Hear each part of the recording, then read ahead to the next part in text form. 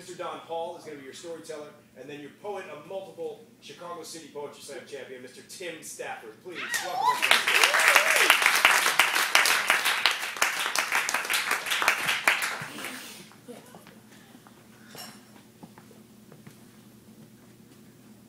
On the 5th of July, in the 12th year of the new century, I spent the day at Six Flags Great America. The name of the place, Great America, is an incredible illustration of a strange, commerce-driven microcosm of the actual Great America. No car? You're not going to get there. Don't have approximately $250 per person for a day of theme park frivolity? You are not welcome. It has borders loosely surrounded by gates and guards. It has areas defined by regional culture, and each one has basically the same food and the same shit to buy. Every shop looks different on the outside, but sells almost exactly the same toys, same t-shirts, same candy, same refillable branded cups. I fucking love Great America. I mean, those are two of my favorite words. Great, because I'm a laid-back guy who loves living life to the greatest. And America, because I love this country. Really, they could just call it America, because everyone already thinks it's great. It's redundant, but in a good way, like freedom fries. There's a specific form of classism at play with the flash pass. If you've got an additional $35 or $80 or $140 to spend, you can bypass the long lines for the coolest rides with a device that lets you reserve your place and stroll past the rabble as they wait in the heat for their 3 minutes of thrills on the roller coasters. And surprise, surprise, the rabble is comprised mostly of brown and black faces. Yes, Great America is America. Okay. It costs a bunch to get in, and that might keep some people away, but that's cool with me. Because I don't want my kids to catch scabies from riding the Raging Bull with a bunch of orphans or migrant workers. Now, some folks, they might complain about the long lines. They wait and whine like a bunch of Frenchmen. But you know what I'm talking about. But not me and my kin. See, this is America. To the victor go the spoils. Jack Jr. over there, see, he came down with a little bit of the childhood obesity, and he has to get around in a wheelchair. We wheel him right up to the front, peel his sweaty back from the leather seat of his wheelchair into the leather seat of the coaster, and vice versa. Now that is living. Have fun standing, commies. Everything is paved and over-branded and loud and colorful. Everything just a little bit too self-congratulatory and shameless in the naked attempt to separate people from their money by promising a quick high from adrenaline or sugar or the fun of having someone guess your weight and perhaps winning a stuffed banana with a sombrero on it. And everywhere in the park are huge yellow signs, huge, that declare smoking outside a designated smoking area is cause for immediate ejection from the park without a refund. No warnings. And the areas designated for we despised smokers are all roughly 20 square feet, usually behind some building or tucked away in a corner and bordered by a thick blue line of paint that boxes in the area as if this blue line creates some sort of air barrier from the rest of the park. Great America can sometimes be a sad place. Sad because there are people who want to take the great and America out of Great America with their bad attitudes. Why, the last time we was there, I had just finished wiping mustard off of Jack Jr.'s mouth and forehead because he can't really reach that far.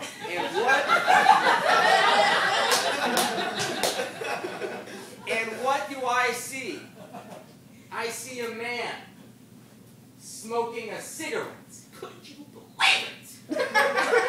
As I stood in the box, smoking a delicious American Spirit Light, I looked around at this larger box of America. I was marginalized because of my choice to smoke the evil weed, and on the grounds that it is unhealthy for myself and those around me to do so. Yep, smoking causes heart disease, cancer, loss of breath, and it's stinky. I mean, in this day and age, with all the information in the world, ingesting God knows how many toxins, this guy is just standing there, killing himself in front of all of us. Now, I was about to go over there and give him a piece of my mind when Big Mama came over and rested her sweaty hand on my shoulder and said, "Looks like someone needs to relax with a cold 44-ounce Red Bull and some ho-hos I snuck in my purse." That woman just gets me. From my box, however, I noticed people eating giant wads of cotton candy, fried sugar dough, bags of cheese fries, pizza. I noticed at least 1 in every 3 people is grossly overweight. They wash it all down with 32-ounce plastic tubs of Coke.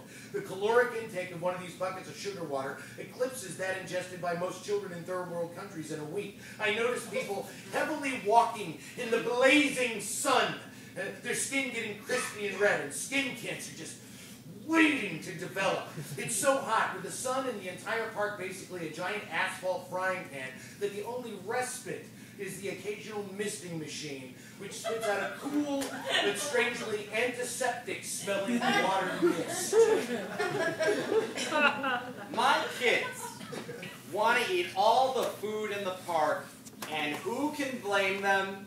It's delicious. I mean, I feel like Guy Fieri when I go there. I have this specialty where I grab some cotton candy, wrap it up in a licorice rope, stick a hot dog in it, and then smother it with nacho cheese. I take a bite.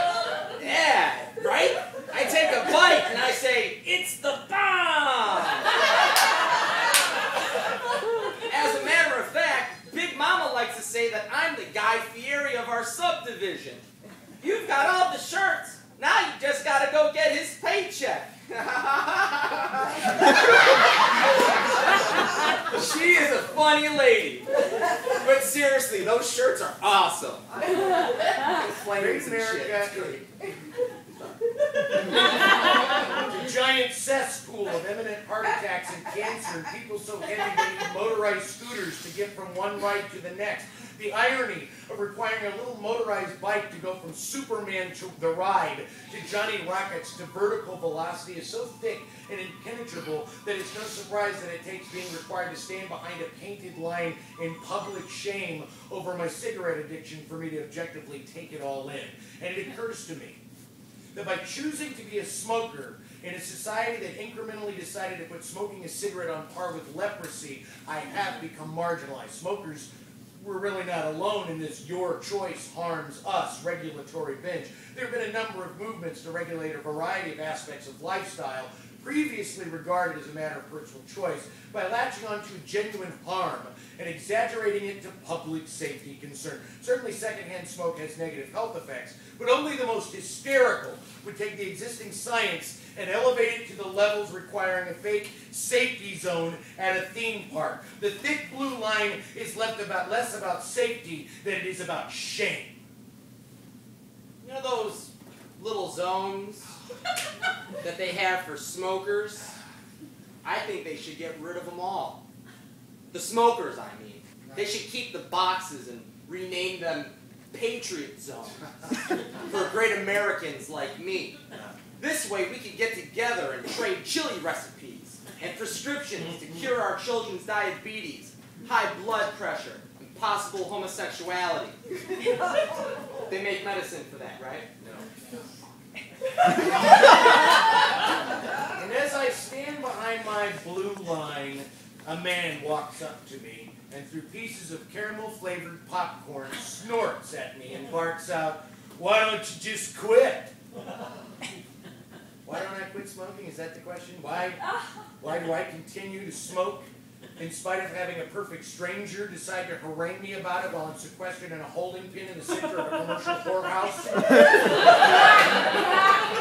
I read once that willpower is a finite resource. That for every act of willpower, of determined discipline, you deplete some of it and need to recharge it, or you simply wilt away. And buddy, my willpower reserve is fucking tapped on a daily basis, denying the plethora of self-destructive tendencies that are mine to battle.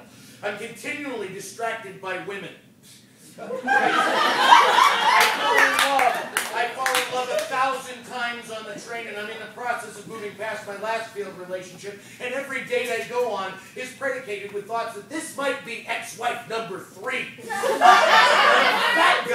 I'm a fat guy just waiting to burst from the seams of my 32-inch inseam jeans, and I'm constantly battling the overwhelming desire to eat whole pizzas and bricks of cheese. I struggle with both becoming too fucking arrogant and too self-pitying. I have so many things on my plate that every once in a while I'm overwhelmed, and I have to will away the desire to just fucking lay around on my ass all day. At the end of the day, I'm just a husky man waiting to burst from the seams of my 52-inch waist sweatpants. Because this government keeps communizing our healthcare system, depriving me of my stomach staple surgery. You might wonder why someone who grew up and has spent their whole life in rolling meadows would be slipping into a southern accent.